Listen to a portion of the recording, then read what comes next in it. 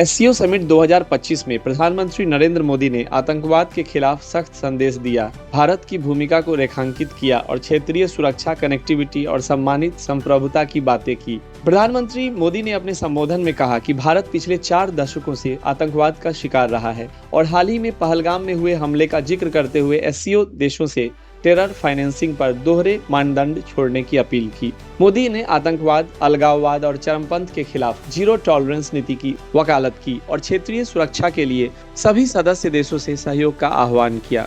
उन्होंने एससीओ में भारत के 3 प्रमुख सिद्धांत बताए: सुरक्षा, कनेक्टिविटी और अवसर। कनेक्टिविटी पर मोदी ने कहा कि कोई भी क्षेत्रीय प्रोजेक्ट सदस्यों की संप्रभुता का सम्मान करते हुए डेवलप होना चाहिए, जैसे कि चाबहार पोर्ट व नॉर्थ साउथ ट्रांसपोर्ट कॉरिडोर, जिसका नेतृत्व भारत कर रहा है। उन्होंने साइबर आतंकवाद और अनमैन्ड थ्रेट्स जैसे नए संकटों पर भी ध्यान दिलाया। सम्मेलन के दौरान पीएम मोदी ने चीन के राष्ट्रपति शी जिनपिंग और रूस के राष्ट्रपति व्लादिमीर पुतिन से अलग अलग वार्ता की, जिसमें द्विपक्षीय व्यापार, सीमा समस्या, रक्षा और निवेश जैसे मुद्दों पर बातचीत हुई।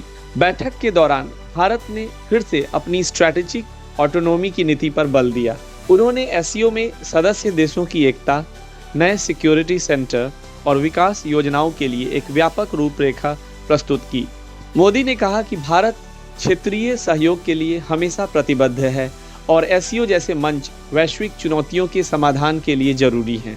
प्रधानमंत्री मोदी के भाषण और चीन के राष्ट्रपति शी जिनपिंग के साथ द्विपक्षीय बातचीत से भारत चीन रिश्तों में सावधानीपूर्वक सकारात्मक बदलाव का संकेत मिला, जिसमें सीमा विवाद शांत रहने, सहयोग बढ़ाने और पारस्परिक संवेदनशीलता सम्मान की बात सामने आई। दोनों नेताओं ने दूसरी बार पिछले 1 साल में मुलाकात कर स्पष्ट किया कि सीमा विवाद को पूरे संबंधों पर हावी नहीं होने देना चाहिए। शांति और स्थिरता के माहौल की सराहना की गई। पीएम मोदी ने कहा कि सीमा पर शांति बीमा पॉलिसी है, यानी जब तक बॉर्डर पर शांति रहेगी, द्विपक्षीय संबंध भी बेहतर बने रहेंगे। चीन के राष्ट्रपति शी जिनपिंग ने कहा कि भारत और चीन पार्टनर हैं, प्रतिद्वंदी नहीं। विकास के अवसर पर सहयोग जारी रखना चाहिए। दोनों देश सीमावर्ती इलाकों यानी डीपसैंग देमचौक में पिछले 1.5 साल में सैनिकों की वापसी, तनाव कम होने और आर्थिक सहयोग को आगे बढ़ाने पर सहमत दिखे। प्रधानमंत्री मोदी ने रिश्ते मजबूत करने के लिए आपसी विश्वास, सम्मान और संवेदनशीलता को प्राथमिकता बताया। सीमा पर कोई घटना पूरे संबंधों को बिगाड़ सकती है, इसलिए राजनीतिक चर्चा से समाधान निकालना जरूरी है। अमेरिकी टैरिफ के दबाव के बीच भारत चीन की आधुनिक रणनीतिक ऑटोनोमी, बहुपक्षीयता और वैश्विक दक्षिण ग्लोबल साउथ की एकता को लेकर मैसेज दिया गया। मोदी शी जिनपिंग की बातचीत को चीन में सरकारी मीडिया और अखबारों ने भागीदारी बढ़ाने वाला और साझा भविष्य की राह का संदेश बताया। कुल मिलाकर प्रधानमंत्री मोदी के भाषण और बैठक से संकेत मिलता है दोनों देश सीमा विवाद को स्पष्ट और शांतिपूर्ण ढंग से सुलझाने, आर्थिक और क्षेत्रीय सहयोग में आगे बढ़ने के लिए प्रतिबद्ध हैं। लेकिन संबंध स्थायी रूप से बेहतर तभी रहेंगे जब सीमा पर शांति बरकरार रहे। उत्तर प्रदेश सरकार ने नो हेलमेट नो फ्यूल सड़क सुरक्षा अभियान की शुरुआत की। यह योजना सड़क सुरक्षा नियमों के कड़ाई से पालन को सुनिश्चित करने के लिए है। अभियान के तहत बिना हेलमेट मोटरसाइकिल चलाने वालों के खिलाफ जबरदस्त कार्रवाई की जाएगी। साथ ही ईंधन की बचत और प्रदूषण नियंत्रण पर भी जोर दिया जाएगा। नागरिकों को सड़क सुरक्षा के प्रति जागरूक बनाने के लिए विभिन्न कार्यक्रम चलाए जाएंगे। यह पहल उत्तर प्रदेश की सड़क दुर्घटनाओं को कम करने में सहायक होगी। स्थानीय प्रशासन इस योजना को सफल बनाने के लिए सतत प्रयासरत है। सुप्रीम कोर्ट ने एक पब्लिक इंटरेस्ट लिटिगेशन (PIL) को खारिज कर दिया है, जिसमें देश भर में 20% एथेनॉल मिश्रित पेट्रोल E20 के अनिवार्य इस्तेमाल को चुनौती दी गई थी। इस याचिका में यह मांग की गई कि उपभोक्ताओं को एथेनॉल मुक्त पेट्रोल का विकल्प दिया जाए और पेट्रोल पंपों पर इसकी स्पष्ट जानकारी देने के लिए लेबलिंग की जाए। साथ ही याचिका में यह भी कहा गया था कि सरकार एक स्टडी कराए जिससे पता चले कि E20 ईंधन नॉन कॉम्पेटेबल वाहनों में मैकेनिकल डैमेज और एफिशिएंसी लॉस कितनी होती है। हालांकि सुप्रीम कोर्ट की मुख्य न्यायाधीश BR गवैया की अध्यक्षता वाली बेंच ने इस याचिका पर सुनवाई करते हुए कहा कि इस मुद्दे पर हस्तक्षेप की कोई जरूरत नहीं है और सरकार ने सभी पहलुओं पर विचार किया है। अटॉर्नी जनरल ने यह बताया कि सरकार ने पूरी सावधानी के साथ E20 नीति बनाई है। इससे गन्ना किसानों को सीधा फायदा पहुंच रहा है। उन्होंने यह भी कहा कि भारत में कौन सा पेट्रोल इस्तेमाल होगा इसका निर्णय सरकार का है और इस पर कोई बाहरी दबाव या हस्तक्षेप उचित नहीं है।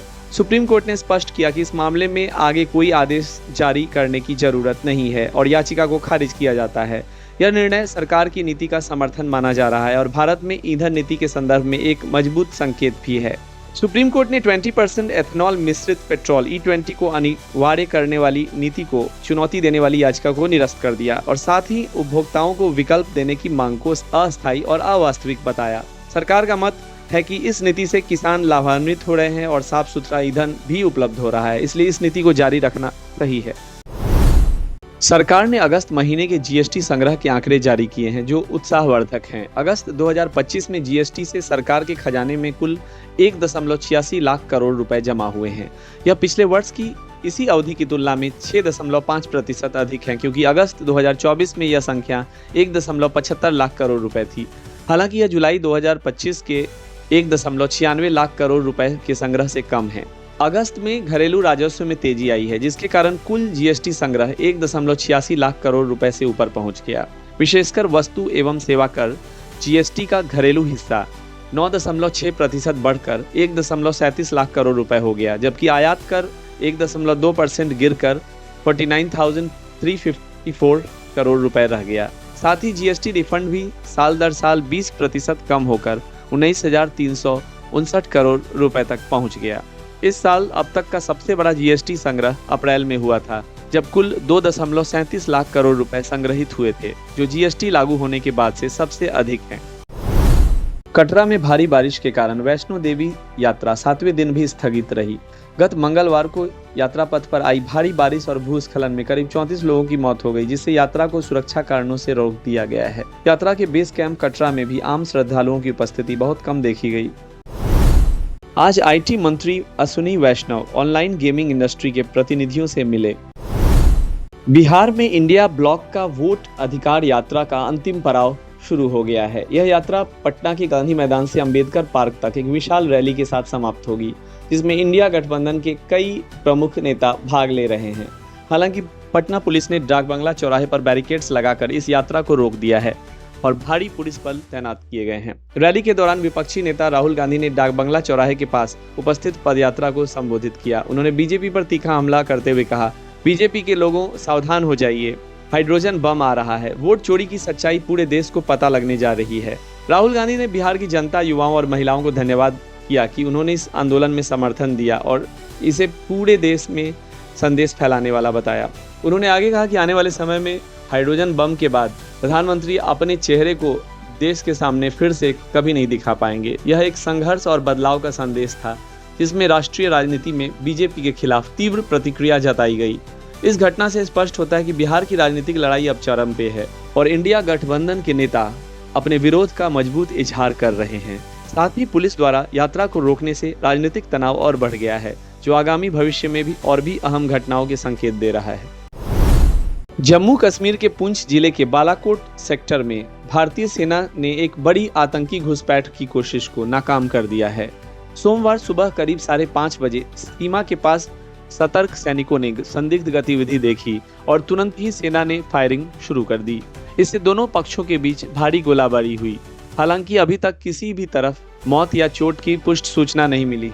सेना ने इलाके को पूरी तरह से घेर लिया है और तलाशी अभियान चलाया जा रहा है। ड्रोन और अन्य निगरानी उपकरण भी तैनात किए गए हैं ताकि हर संभव जानकारी जुटाई जा सके। सुरक्षा बलों ने क्षेत्र में अपनी पकड़ मजबूत कर ली है और इलाके में उच्च सतर्कता बनाए रखी गई है। यह घुसपैठ की कोशिश ऐसे समय में हुई है जब सेना ने हाल ही में गुरेज सेक्टर में आतंकी नेटवर्क को बड़ा झटका दिया। वहां ह्यूमन जीपीएस कहे जाने वाले आतंकी मार्गदर्शक बगू खान और उनके साथी को मार गिराया गया था, जिन्होंने 3 दशकों से 100 से अधिक घुसपैठ को सफलतापूर्वक अंजाम दिया था। ऑस्ट्रेलिया में हाल ही में हजारों लोग सड़कों पर उतरे हैं और प्रवासियों, खासकर भारतीय प्रवासियों के खिलाफ विरोध प्रदर्शन किया है। इन प्रदर्शनों का मुख्य कारण बढ़ती हुई प्रवासन दर और उससे जुड़ी सामाजिक आर्थिक चुनौतियां हैं। प्रदर्शनकारियों का कहना है कि देश में भारी प्रवासन के कारण रोजगार, स्वास्थ्य, आवास, सुविधाओं और बुनियादी अवसंरचना पर दबाव पड़ रहा है। इस आंदोलन का नाम मार्च फॉर ऑस्ट्रेलिया रखा गया है और यह आंदोलन मास इमिग्रेशन यानी बड़े पैमाने पर प्रवास विरोधी है। प्रदर्शनकारियों में कई लोग ऑस्ट्रेलिया की संस्कृति और पहचान के नुकसान को लेकर चिंता जता रहे हैं। वे मांग कर रहे हैं कि प्रवास की रफ्तार को धीमा किया जाए ताकि देश की सामाजिक सामंजस्यता बनी रहे। हालांकि ऑस्ट्रेलियाई सरकार ने इन प्रदर्शनों की कड़ी निंदा की है और इसे वर्णभेद और घृणा फैलाने वाली गतिविधि बताया है। सरकार का कहना है ये प्रदर्शन न्यू नाजी तत्वों से जुड़े हैं जो देश की एकता और बहुसंस्कृति समाज को नुकसान पहुंचाना चाहते हैं। ऑस्ट्रेलिया में भारतीय प्रवासी सबसे तेजी से बढ़ती समुदायों में से एक है और इन्हें देश का महत्वपूर्ण हिस्सा माना जाता है। प्रदर्शनों के दौरान कई शहरों में पुलिस तैनात की गई और कुछ जगहों पर विरोध प्रदर्शनों के बीच हिंसा की भी खबरें आई हैं। स्थानीय प्रशासन ने दोनों पक्षों को संयम बरतने की अपील की है। ऑस्ट्रेलिया में हुए ये विरोध प्रदर्शन अस्तित्वगत और सामाजिक आर्थिक कारणों से प्रेरित हैं, लेकिन सरकार और समाज के बड़े हिस्से ने इसे अस्वीकार्य माना है और समावेशी बहुसांस्कृतिक नीति पर कायम रहने का भरोसा दिया है। एशिया कप 2025 के सबसे रोमांचक मुकाबलों में से एक 14 सितंबर को दुबई में भारत और पाकिस्तान के बीच होने वाला मैच है। यह मुकाबला यूएई के दुबई इंटरनेशनल क्रिकेट स्टेडियम में शाम 7:30 बजे भारतीय समयानुसार शुरू होगा। दोनों टीमों के बीच यह टकराव सदैव उत्साह और जोश से भरपूर रहता है, क्योंकि यह न सिर्फ एक क्रिकेट मैच होता है बल्कि दो राष्ट्रों के बीच परंपरागत प्रतिस्पर्धा का प्रतीक भी होता है। इस टूर्नामेंट में भारत और पाकिस्तान दोनों ही ग्रुप ए में हैं, जहां उनके साथ ओमान और यूएई की टीमें भी हैं। दोनों टीमें सुपर 4 स्टेज तक पहुंचने के लिए अपनी पूरी फॉर्म में खेलेंगी। भारत की टीम को सूर्य कुमार यादव की कप्तानी में उतारा गया है, जबकि उनकी उप कप्तानी शुभमन गिल संभाल रहे हैं। भारतीय टीम ने हाल के टूर्नामेंट्स में अपनी मजबूती दिखाई है, खासकर 2020 फॉर्मेट में, जहां युवा खिलाड़ियों ने अपनी पकड़ मजबूत रखी है। बुमराह, हार्दिक पांड्या और अक्षर पटेल जैसे अनुभवी खिलाड़ी टीम की ताकत हैं। पाकिस्तान की टीम सलमान अली आगा की कप्तानी में मैदान में उतरेगी। इस बार पाकिस्तान ने कुछ बड़े नामों जैसे बाबर आजम और मोहम्मद रिजवान को इस टूर्नामेंट से बाहर रखा है, जिससे युवा खिलाड़ियों को मौका मिला है। सलमान अली आगा, हसन नवाज और फखर जमा जैसे युवा खिलाड़ी पाकिस्तान की तरफ से प्रमुख खतरनाक खिलाड़ी माने जा रहे हैं। पाकिस्तान टीम ने भी इस टूर्नामेंट के लिए अपनी रणनीति 2020 क्रिकेट को उसी अंदाज में खेलने की बनाई है। यह मैच 2020 फॉर्मेट में होगा, जहां तेज रन बनाने और आक्रामक खेल की अहमियत सबसे ज्यादा होती है। मैदान की गर्मी और पिच की गति इस मैच के परिणाम को प्रभावित कर सकती है। दोनों टीमें इस मैच को लेकर पूरी तरह सजग हैं, क्योंकि यह मुकाबला पूरे टूर्नामेंट का अहम पल साबित हो सकता है। भारत पाकिस्तानी मैच खबरों का केंद्र रहता है और इस बार भी विश्व के लाखों क्रिकेट प्रेमी इसे टीवी और डिजिटल प्लेटफॉर्म्स पर देखेंगे। दोनों टीमों के बीच यह द्विपक्षीय मुकाबला रणनीतिक समझदारी, मानसिक ताकत और तकनीकी कौशल का मुकाबला होगा। फैंस को जोश और उत्साह के साथ इस बड़े क्रिकेट महाकुंभ का आनंद लेने का मौका मिलेगा। खेल विशेषज्ञों का मानना है कि यह मुकाबला न केवल बल्लेबाजों और गेंदबाजों के लिए एक परीक्षा होगी, बल्कि टीम की योजना, संयोजन और कप्तानी कौशल की भी कसौटी होगी। भारत के लिए अच्छे गेंदबाजी, आक्रमण और संतुलित बल्लेबाजी क्रम के साथ पाकिस्तान की आक्रामक युवा टीम को कड़ी चुनौती देना होगा। 14 सितंबर का यह मैच न केवल मैच के दीवाने बल्कि पूरे एशिया और विश्व क्रिकेट के लिए एक उत्सव की तरह मनाया जाएगा, जहां दोनों देशों के बीच खेल भावना और प्रतिस्पर्धा का अद्भुत संगम देखने को मिलेगा। यह मैच विश्व क्रिकेट में अपनी खास जगह बनाएगा और क्रिकेट इतिहास के पन्नों में एक यादगार अध्याय के रूप में दर्ज होगा। तो तैयार रहिए इस बड़े मुकाबले के लिए, जहां भारत और पाकिस्तान की टीमें हाई वोल्टेज क्रिकेट पेश करेंगी, जो दर्शकों को एकाएक अपनी कुर्सी से बांधे रखेंगी। यह मुकाबला भारत पाकिस्तान के क्रिकेटी मैचों की परंपरा को और समृद्ध करेगा और क्रिकेट प्रेमियों के दिलों में एक बार फिर देशभक्ति और खेल भावना की लहर दौड़ेगी।